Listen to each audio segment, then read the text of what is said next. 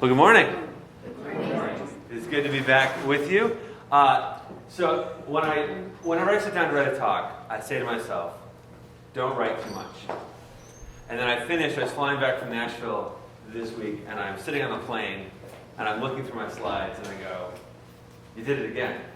You put way too much stuff in. So there's a lot of content. So what I'm going to do is I'm going to move fast. I like to stop for questions.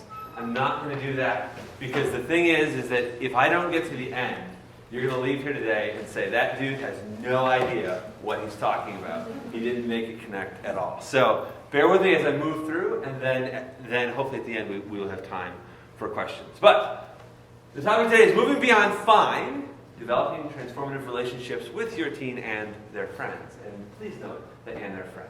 That's one of our keys today. But how many of you have ever gotten the answer fine from your kid? Who hasn't, right? We do it all the time. My 9-year-old comes home. Andrew, how was school? Fine. End of conversation. But first, let's step back. 2 weeks ago, I talked about the 3 adolescent tasks. Who am I? Identity. Whose am I? Belonging. And what am I good at? Competency or purpose. And I was going to do identity first this week. But I switched. And I decided instead to focus on belonging first. Because remember, 2 weeks ago, I said that it's been my observation and the observation of others that belonging seems to be the main primary purpose that leads to the other two. So that's why I switched up, wanted to talk about belonging. If you also remember this, my handy-dandy graph, got a little cut off, but basically, over time, your influence in your kid's life begins to decrease at certain critical points. From the onset of puberty, when they start to drive and date, and finally when they head off to post-secondary education. At each of those points, your influence begins to diminish a little bit more. It's still sizable. This down here, this is all your influence, but this is the gap that has developed in their life. And my main thesis is that the church, in partnership with parents and guardians, is uniquely positioned to address in a positive, life-transforming, and sustainable way the 3 central questions of adolescence. Now, how many of you were at 9 o'clock worship today? You heard that story exactly preached. You heard the story, exactly what I was saying, preached. She went the whole lacrosse route, found out they left her empty, but her relationship with Christ, she found out could stay with her, even when lacrosse didn't become an option, right? So I almost, in the middle of it, was like, well, there goes my topic for 10 o'clock. Told far better by a 17-year-old, as it often is, right? But this is the main thesis that we're working on. So, understanding belonging. Here's kind of where we're headed, but first I want to ask you this. When you walk into a room, what's the first thing that you look for? A room full of people. Someone you know, right? Someone you know. That is belonging in a nutshell. You walk into a room and you want to see or find someone who you know. A few weeks back, my wife and I went to a conference. Now, my wife and I were together, so we had each other, but the whole time I was like, there's got to be other people who I know. And over time, I started looking to find out, there were other people who I knew. So I'd go and we'd sit with them at sessions, or we'd go out for lunch. That is, in a nutshell, belonging. All right? We're trying to create kind of 3 things for our kids. We want kids to know to whom they belong, both on a spiritual level, belonging to God, and on the community level, belonging to the church. And here are the indicators of that. Number 1, relational. We want the church family and associated spaces to be ones that our kids are drawn to. Right? I grew up in Western New York. It is a lovely area. It's flat. You all should try driving on flat ground occasionally, especially when it snows. At least we can plow it somewhere and not slide down a hill to our deaths, as I often feel like when I'm here. But I have not actually attended that church in almost 20 years. Okay?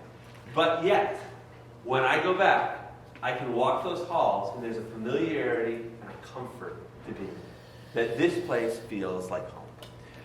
Relational. We want our kids to have significant peer and adult relationships with a target number of 5. If you were here 2 weeks ago when I preached, I said the goal for every one of you is to get to know the names of 5 kids. In the same way, for our kids, they've done research, that 5 is the magic number. 5 peers and 5 adults. When they've run the research, if a kid has 5 significant peer relationships at church and 5 significant adult relationships at church, the chances not only that kid will stay involved in church, but will stay involved beyond their high school years, goes up significantly. So 5 is kind of our magic number. And last, spiritual. We want our kids to understand that they are a beloved, chosen, and called child of God whose love is shown forth in Jesus Christ. I'm actually going to punt this one to next week because this aspect actually ties in better with questions of identity and belonging. So we're really going to focus on the 2 relational pieces of space and also of actual peer-to-peer and adult-to-student relationships. Search for belonging. Why is this a challenge for our kids? All right. So, as I said 2 weeks ago, kids do this wonderful thing where when they're young, if we want them to be friends with somebody, we simply put them in the same room. And most of the time, that will work, right? So the people who our kids are around the most when they're young tend to be the ones who they develop the closest friendships with. But come middle school, that all changes. There's shifts in schooling, there's new opportunities for extracurricular activities, and there's shifting developmental timelines that leads to reshuffling of relationships in the early adolescent years. I want to talk specifically and explain a little bit about what I mean when I say shifting developmental timelines, right? So kids basically up through at least 3rd grade, most of them still 4th grade, basically look the same, right? I walk into my son's classroom in 3rd grade. Basically all the kids look the same. He's the tallest kid in his class, but he's not abnormally freakishly tall compared to the rest, right? My daughter's one of the tallest in her class. And still, they all kind of blend. They all kind of look together. Have you ever looked at a 7th grade classroom? All right? Like, no kidding. I had a 7th grade group, actually, by the time I got them, they were 8th grade, where the tallest girl was 5'10". The shortest boy was 4'6". Okay?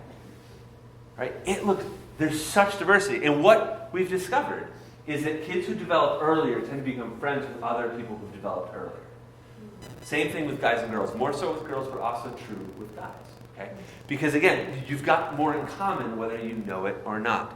So that's why the shifting developmental timelines. The other thing, and this specifically hits 8th grade and 9th grade, is the boys and girls get really out of sync, right? Developmentally. Most girls, by the time that they're a freshman or at the very latest a sophomore in high school, are basically fully developed. Most boys are just in the middle of that development cycle. So that's why 8th grade dance photos are my favorite photos. Right? Because most of the time the girl is taller than the guy. The girl could pass for 16, the boy could pass for 12. Right? That's what I'm talking about, shifting developmental timelines. So just know that that has a factor. All right? The problem is that kids have shifted from proximity, you develop relationships with those who you're around the most, to affinity. You develop relationships with those you have the most in common with. Right? Now, this is true even when kids are younger. Right? Kids are most likely to become friends with the people who they've got the most in common with, but that basically is driven entirely by proximity. Right? So they are friends with who they go to dance class with. Well, yeah, of course they are, but that's who they're around. It starts to shift. Proximity still matters somewhat, but affinity becomes a whole lot more important. And at this point, you move from being friends and neighbors, I'll read the bottom line, to children, so from neighbors and children of your friends, to teammates, bandmates, etc. Right? And you as a parent begin to lose control over who those friends are. They've got a little bit more freedom in their social circles. They've got a little more freedom around the lunch table. So you kind of had a pretty closed circle of who those kids might be, and that circle is widening quickly. So what does this do to our impact on church relationships? Young children and proximity, easy friendships. Drop 2 2-year-olds in a nursery together and watch what happens, right? They instinctively will almost play together or fight, but they'll do one or the other, all right? But what happens as kids age and affinity becomes more important than proximity? What happens specifically to church relationships? They begin to spread. Specifically, depending on how many different school districts you have working at the same time.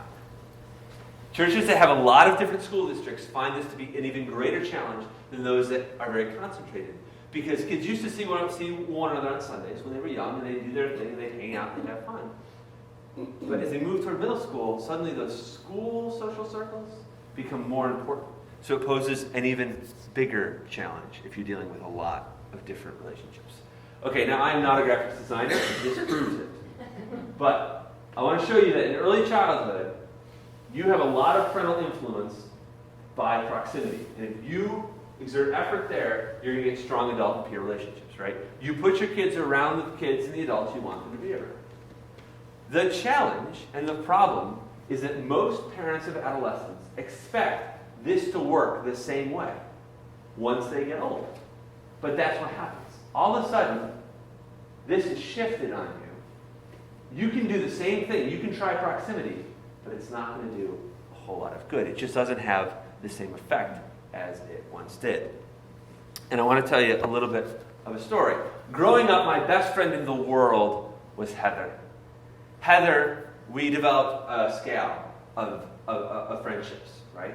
And you had 5-star friends with someone who you were married to.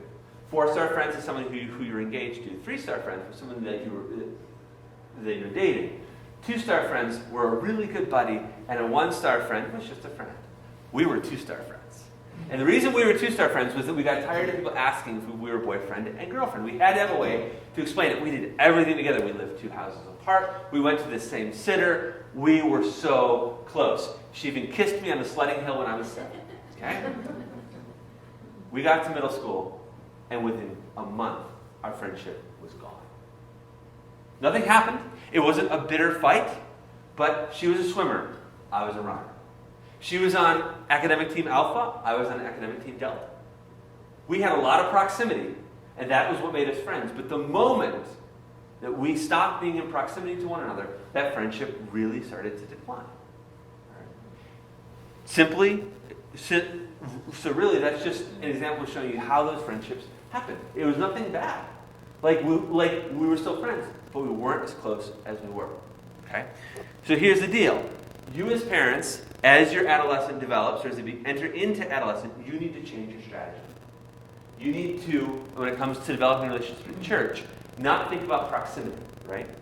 And I'll explain a little bit of that now that I get to strategies. Actually, I'm going to stop there because I made good time. Questions on any of what I just said? I went really fast through all that because I wanted to get to this. We good? Okay, strategies. Now, the first strategy I'm going to give you, you're going to say, but Brian, you just told us that doesn't work. Start young. Start young. I have had honest conversations with parents who have said, well, we're going to get our kids more involved in church when they get to middle school. That's really cute. No. Start young. So the kids who develop the strongest relationships are kids who have been together the longest. Okay? Because proximity and affinity, that shift does not necessarily mean those friendships are going to end. It just means that they could. But starting young always makes a huge difference in a kid's life. So when people say to me, well, we're going to when? No, you're really not. Number 2, make church involvement a priority.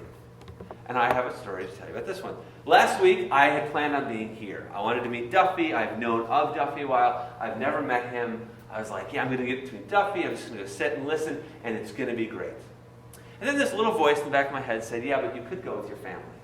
Right, but I could meet Duffy. And then the voice came back, yeah, but you could go with your family. I haven't been to worship with my family since Christmas Eve. Because I've been out, I've been doing stuff like this, I've been preaching. And I said, okay, I'll go with my family.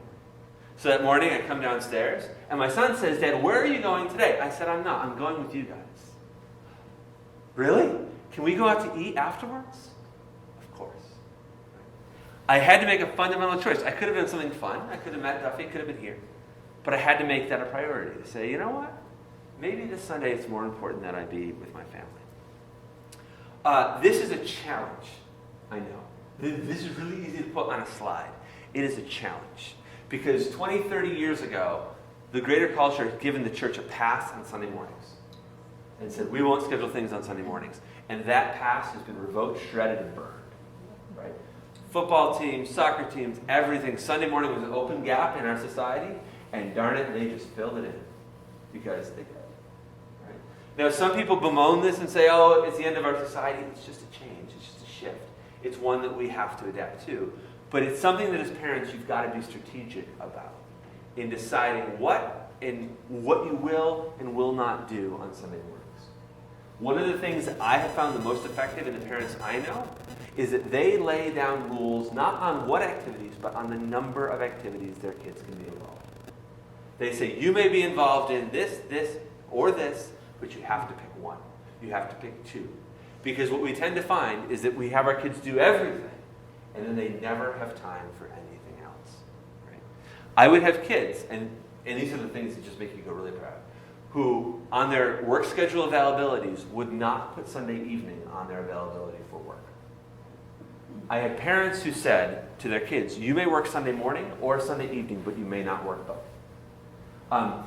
Forcing kids to make agency decisions, choice decisions about what they will and will not do, actually gives them agency, which we'll talk about next week, but also demonstrates a priority. All right? So I am not saying pull your kids from every activity. That would be ridiculous and impossible. What I am saying is be strategic about what you will permit your kids to do on Sundays. And remember this, you're still in charge. Now you chuckle, but I cannot tell you how many parents have said to me, well, Brian, I just don't know if I could get my kid to do that. For crying out loud. They are 15 years old. They will only go the places that you take them. So don't give away your power too much there, right? So strike a balance, but be strategic about it. Be strategic in saying, we can do this, or we're doing this. The other thing, and I think I mentioned this 2 weeks ago, is if you are in a family that Sundays are really difficult for whatever reason, sports activities, skiing, whatever it is that you do, if that's going to be a challenge for you, you've got to find ways at home to strengthen the work that you're doing at home to continue to develop your faith. Whether it's listening to sermons in the car, whether it's having family Bible study, which I'll actually talk about how to do that, because that's something that's terrifying for a lot of parents when I'm like, well, just have Bible study at home. And they freeze. So we're actually going to talk in week 3 about how you can do that. In ways that aren't intimidating and scary. But remember, you've got to kind of turn that up a bit at home. So a little bit of an excursus, but just don't basically think, well, we'll fit church in when we can. You can do that, but that doesn't show a priority from you all. View program participation as an end goal rather than a first step. I talked about this a little bit 2 weeks ago. Sometimes I'd have parents say, I wish I could get my son or daughter to come to youth group. And I think sometimes that's a proximity-based solution, right? If I can just get them there, they'll become friends with kids who are there. What I would actually say is you should think, all right, I want my kid to want to go to youth group. How could I make that happen? And I gave the example, right?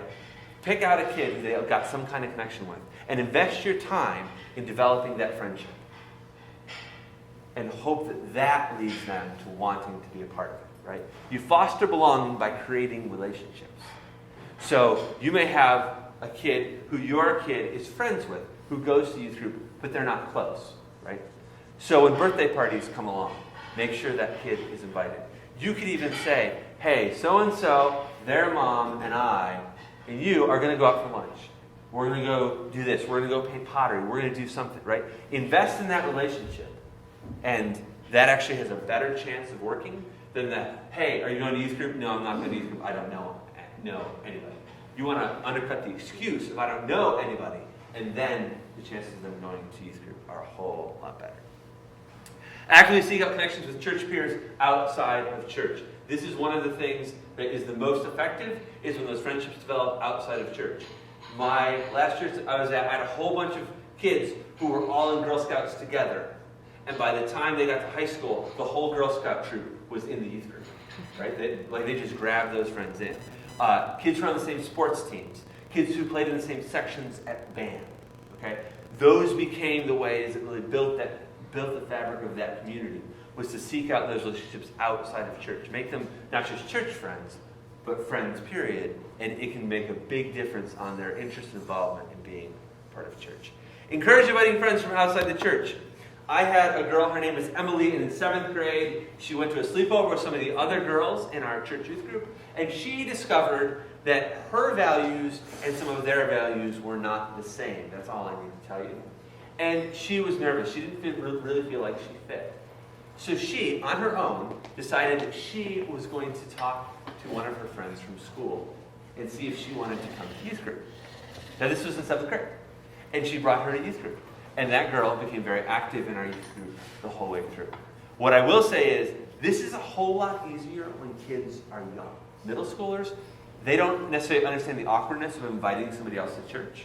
High schoolers tend to be a little bit more aware of this. So this is a strategy that works really well when they're young. It also works really well in a church setting like yours, where your Sunday evening program does not interfere with Sunday morning. So let me explain what I mean.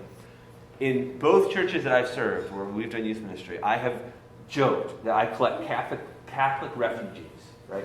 Kids who go to Mass on Sunday morning with their family, but come to our youth group on Sunday night. There is nothing wrong with that at all. All right? I had kids in my church who did the same thing, who attended on Sunday morning and then went to another youth group on Sunday night. There's nothing at all wrong with that. All right? But that's the beauty of having a Sunday night program, is that you can invite somebody who you know goes to church, and it's going to be a whole lot less awkward and a whole lot less weird. Those are some of the best friends to invite to come to church. Connect with other parents and adult leaders. I can't tell you how important this is. The connections and camaraderie that you share with the other adults who have kids is critical. Because here's how that plays out. Parent 1 calls parent 2. Hey, I really want so-and-so to go on the retreat, on the mission trip, whatever. Do you think we can work together to get our kids to want to go? If you have those peer connections, you can make those phone calls and you can strategize. Or it gets even better where the parents say, well, we've talked and our girls are going. They don't know it yet, but they are. Because as a parent, you can say, look, you are going on the mission trip, but so-and-so, your friend, is also going. We've already talked. All right? But you've got to invest in developing those peer relationships with other parents and adult leaders. So that's what you can do, but I want you also to think about this. When we do baptisms, everyone makes those promises, right? Everyone makes the promises that are made, not just the parents. You make those too. And what I want to tell you is this.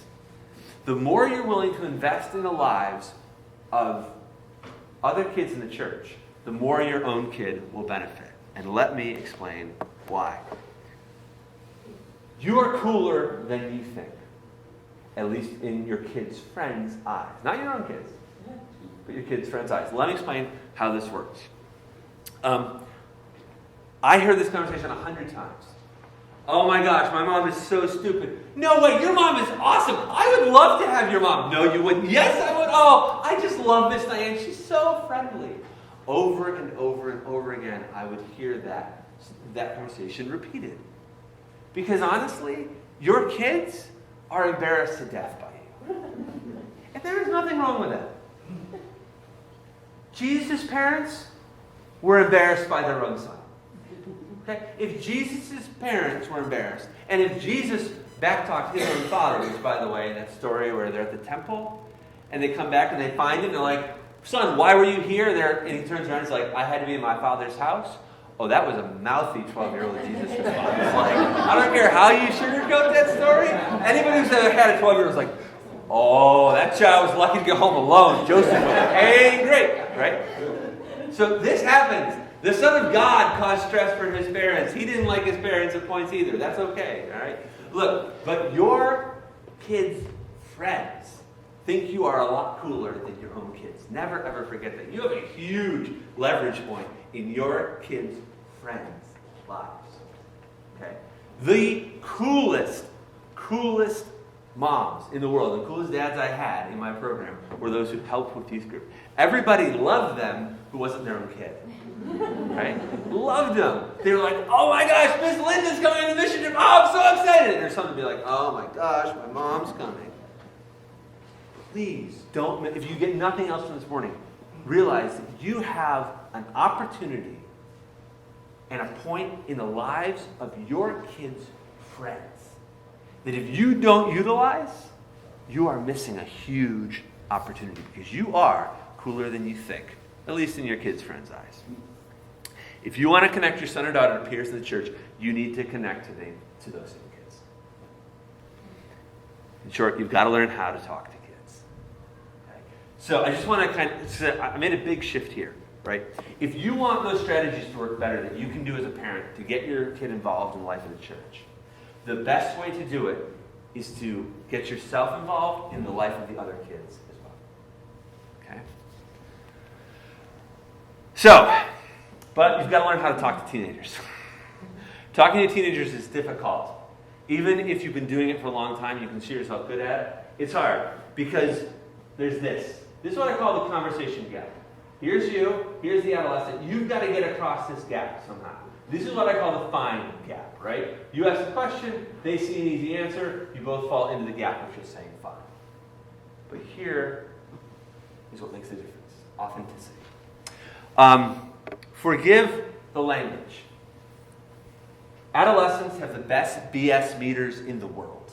Better than adults. They can smoke out a fake or a phony better than anyone I've ever met. Try and pull one over on a 17-year-old girl and she will smoke you. Even if you're being authentic, she will still be like, whatever. Like kids who I sincerely like and care about, I'm like, hey, how you doing? Fine. This takes work to demonstrate authenticity. Because it's tough. And they see right through it. So here's the deal. The biggest thing that you can do is learn to ask open questions. Open versus closed questions. Closed questions invite and in fact encourage a one-word short response. Fine. How was your day? Fine. How was your test? Fine. How was gymnastics? Fine. Open questions communicate that you're not looking for an answer. You don't want an answer when you talk to kids. And this covers your own kids too. You don't want an answer. You want a conversation. We do this all the time. How are you? I'm good. Right? And we do it as adults. How's your night? Good. It implicitly communicates, I want a one-word response, and then I'll keep moving. Okay? But we want to communicate to our kids, our own kids, and collectively the kids in our church, that we want conversations, because conversations lead to relationships. How was school today? Fine. What was one good thing that happened at school today? That communicates something entirely different because it sets them back. It makes them think, wait a minute, now I've actually got to think about this. And sometimes they struggle. Okay? Here's another one. Closed. How are you? Fine. How's your soccer season going? Now this one actually invites a fine answer too. But it demonstrates that you're asking about something specific. How's your soccer season going? Pretty good. Did you have any games this weekend? You've picked a topic to talk about rather than just that. It's not generic. You're showing one an interest that you know that they play soccer. And number two, you're actually inviting them to talk about something that probably they care about. Right? If you ask them how their math test went, chances are they're not going to want to tell you about that. But if you know that they do soccer, dance, gymnastics, skiing, whatever, if you can tell them about that, right? Hey, I didn't see you guys in church last week and I heard you were skiing. How was it? You're more likely to be like, one, you've communicated, hey, I actually care, I pay attention to what you're doing. Number two, I actually want to know. So here's some conversation strategies. Number one, initiate the conversation. Adolescents are not prone or wired to start conversations with adults. Some do, but not most. Most of them, you're going to have to initiate the conversation. Number two, communicate verbally and non-verbally that you're genuinely interested in a conversation. Verbally, by asking an open question. But genuine interest is also communicated by body language. So when you're talking to an adolescent, think about how you talk to an adult. You want to turn and face them. Make sure you see them. Make eye contact, or at least look in their direction. Eye contact can be intimidating. Those of you who are extroverts, I know you don't get that. For those of us who are introverts, someone looking into our eyes looks like someone staring into our soul. Okay. So, but you want to communicate that you genuinely are interested in getting an answer. Be persistent and polite. Many kids will assume you're just being polite. You're just being nice. You're just asking. You're just doing what you're supposed to do. So you got to be persistent. You may have to ask a couple follow-up questions in order to actually let them know you really want to have a conversation. And expect short conversations. God love them, especially with adolescent boys. Middle school boys and conversation are unreal. It takes so much work to get them to talk. So expect short conversations, especially at first. Have any of you seen the TED Talk about big talk versus small talk? I was going to show it, but it's long. It basically says that part of the problem in our society is that we have reduced ourselves to small talk. That's why we don't have any conversations with anybody. It's all about fine and good. Big talk questions are exactly what I'm talking about. So if you want to go home and look it up, look up big talk and you'll find that TED Talk. It's really good. So here are some big talk questions, concrete questions that you can use with adolescents. When you first get to know them, what school do you attend and what grade are you in? Those are basic fact level questions, but it gives you a frame of reference to know what you're dealing with. Number 2, this is the best question you can ask. What do you do outside of school for fun? Because honestly, it's good to know what school they're in. It's good to know what grade they're in. What they really want to tell you is about the stuff they're passionate about, stuff they care about. They want to tell you about the dance class they're in, the soccer team that they play on. They want to tell you about their hobbies. They want to tell you the video games they play. That's the stuff they care about. The really nerdy kids, I don't mean that as derogatory, I was one of those kids, will tell you about school, right? But a lot of kids, they're not even passionate about school. And I was a really nerdy kid. And I wanted to tell you about the cross-country team I was on, not my math class. So ask about the things they do outside of school. And then a follow-up. Let's say you're talking to a kid, and they say that they play soccer. Okay, I know a little bit about soccer, so I can say, what position do you play? If you know anything about dance, you can say, what type of dance do you do? I don't know anything about dance. So I would ask this. Oh, I know nothing about that. Why do you enjoy it? Why do you enjoy going to dance class? Why do you enjoy playing soccer? Why do you enjoy playing the violin? Why do you do that? All right? You kind of have to have a strategy on a conversation of if what they care about you don't, you've got to figure out a way to find out why they enjoy it. Do you have any siblings? Simple question. And then you can say something like, how well do you get along with your siblings? And inevitably, you'll start to get a story out of kids. What does your family do for fun? What are your big vacations? What hobbies do you do, right? If I was an adolescent and you asked me and you said, all right, so what's your name? My name's Brian. I go to Spencer High School. I'm such and such. What I really wanted to tell you about was that our family were diehard hockey fans. And that we went to hockey games 10 times a year as a family. That's what we did. And that we went to Myrtle Beach every spring break. Right? I would be far more interested in caring about telling you that than telling you about what I do at school. What's your favorite sport? Do you like to watch it? Do you like to play it? If they like to watch it and you know something about that, you've got an in. You've got a conversation piece that you can have with them. Have you lived in the same house your entire life? This is a really important question for kids who move in. The hardest thing to do is to move in middle school, transition churches and transition schools. Schools, they don't have a choice. Church is hard. So this is a really helpful question. If you lived in the same house your entire life, no, we just moved here. Oh, well, so why'd you move? Because oftentimes, the thing that the kid is the most angry about is that they moved. And if somebody shows that they care about that, you suddenly have been like, oh, this person actually cares that I had to move. Tell me more about it. You can use this as a follow-up to anything. Tell me more about your sister. Tell me more about your swim team. Tell me more about your parents' divorce. This is a great open-ended question that actually communicates that you want the conversation. These last two are probably the most important. Along the line, eventually, you're going to get asked for advice. Sometimes before you even realize that you are important in a child's life. Especially if you have a high school daughter. High school daughters' moms, friends, become some of the most important connections for those girls. And oftentimes you can be asked advice. And they may tell you something that you think is absolutely, utterly stupid. And everything in your being wants to take them and say, sweetie, that's dumb, don't do that.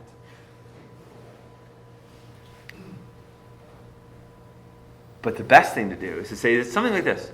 Well, what's the best thing that could happen? Or what's the worst thing that could happen if you did that?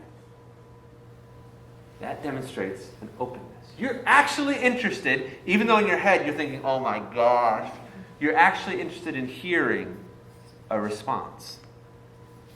And when they've told you about a poor choice, again, the temptation is to say to kids, stop being dumb. Well, what you really can say is, well, how did that work out? A few years ago, one of my just recently graduated college students told me that she was seeing someone and that she needed to talk to me about it. And that is never a good setting. So we're talking one day, and she says, yeah, so I'm seeing this guy. Okay, well, what's he like? And she's really hesitant. She doesn't really want to talk about it. And she's like, but there's something kind of unusual about this. It's an open relationship. Oh, what? Okay. I at the time had no idea what that was. I was like, what is it? She's like, well, he has a girlfriend in Washington, but he's living here, so they're in an open relationship. So he's also seeing me. Okay, on the inside, I was dying. Absolutely dying. I'm thinking, I taught you better than this. Everything in life has taught you that this is a bad idea. Knock it off. And all I said to her is, how do you think this is going to feel when it ends? Totally shifted the conversation. I got my point in that it was going to end. But I invited her to begin to think and to process. The biggest thing that you can do is listen. Don't judge, don't fix, and don't give advice that isn't asked for. Or even if they ask for it, try and extend the conversation so that they realize it rather than you telling them. Do you think I should? Bada, bada, bada. Yes or no shuts the conversation down. But an open-ended question, right? Do you think I should go to the prom with so-and-so? Well, why wouldn't you want to go to the prom with so-and-so? Or why would you want to go to the prom with so-and-so? Inviting a conversation rather than shutting it down. I'm going to close with this. The more you invest in the lives of the kids in the church, the more your own child will benefit. Community doesn't just happen, it is created. So if you want this church to be a place where your kids and your grandkids are excited to come, you need to personally invest in the lives of the other kids of this church. That will create bridges and doorways and open opportunities that will not be opened any other way. So it's almost counterintuitive, right? But if you want your kids to thrive at church, you need to personally invest in them personally, but also in their friends, because those are the kids that you have the most proximity to and the most leverage with, and frankly, you understand the best, because you too have a teenager in your house. I oftentimes hear this from people. Well, I'm looking for a church, or the church should be, or something to that effect. Community in the church doesn't just happen. It's created. Right? People oftentimes are looking for a church that has what they need so that they can plug into. And that's a really good thing. But you don't actually get anything out of something if you don't invest in it personally, and that carries over to the church and the relationships that you have with your kids' friends.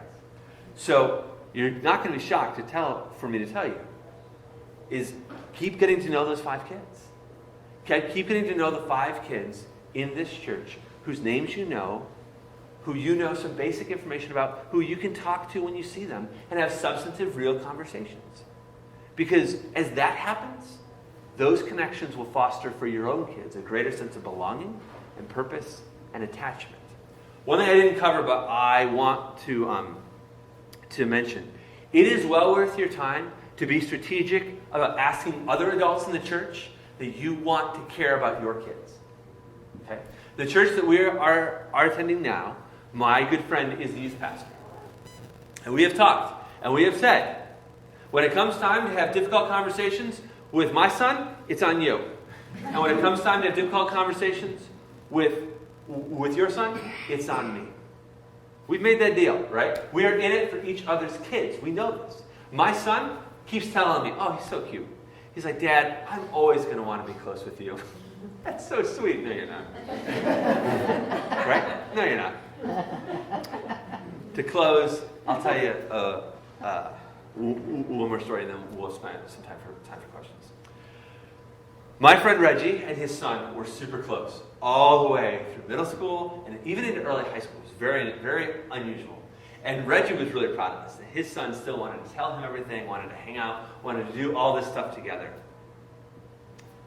When Reggie was 17, he got a girlfriend. And he came home from the first date. And Reggie was so excited to talk to his son. Son walks in the door, and Reggie greets him at the door and is like, buddy, how was it? Fine. Yeah? So, how did it all work out? It was good, Dad.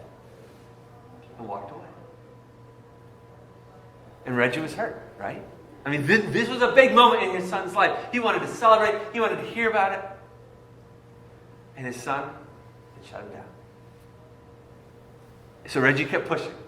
Yeah, but finally his son said, Dad, I don't want to talk about it with you. And Reggie had the sense of mind to say, okay, who are you going to talk about it with then?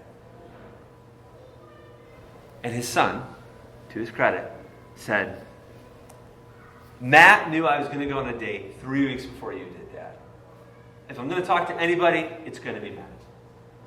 Matt was one of Reggie's son's friends' dads, who had invested in Reggie's son, who knew him, and Reggie's son felt far more comfortable talking to Matt than he did his own father about things. That happens in our kids' lives. It's just part of how they're wired. It's actually part of what we want for them. The question is, when those points come, when your kids need to talk to people who are not you, are the people you know and trust who are connected to this church going to be at the top of that list? Because if they are, the level of transformative faith that you can have in a kid's life, transformative influence, is huge. Community doesn't just happen, it's created. All right. Questions, comments, thoughts, things you disagreed with, things you want to know more about? So your last story, the Reggie's son Yeah. referred to his friend's dad as Matt. Yes. What raises the question to me, as I meet more of my kids' high school friends, so I know, am I Mr. Zuba, my last name, or Mr. Tom? What is your advice on that front? So that is completely up to you and what you're comfortable with. Matt, in this case, was also his son's small group leader at church. And so in my case, I always preferred middle school and high school kids to call me by my first name. Elementary school kids and under, I insisted call me Pastor Brian. But once you got to middle school, I said, okay, I'm Brian now. That was my call. I think it's different, though, when you're dealing with kids of your friends. So I think it's completely appropriate to insist on Mr. They actually may be more comfortable with it. It just kind of depends on how that friendship goes. Most of the kids in the church I serve continue to use Mr. and Mrs., but that's something that you kind of have to decide. That's actually why I kind of like the South, where everyone is Mr. First Name, is Mr. Tim. Everybody's that. I really think the South has that down, because it bridges that gap so well, right? I mean, I would meet people who I would know who were my age, and I'd still call them Mr. So-and-so or Mrs. So-and-so. So. Other questions?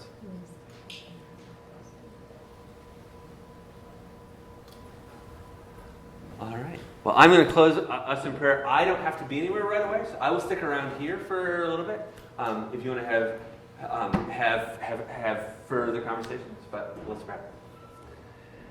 Gracious God, I thank you for this group of people who's gathered and who are here because you have called them.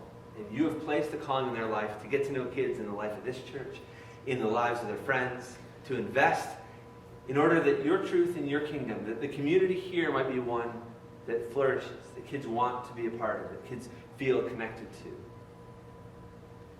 So Lord, help them. Give them the courage and the strength to ask questions, to grow those relationships in order that your truth and your community here might be strong and steadfast.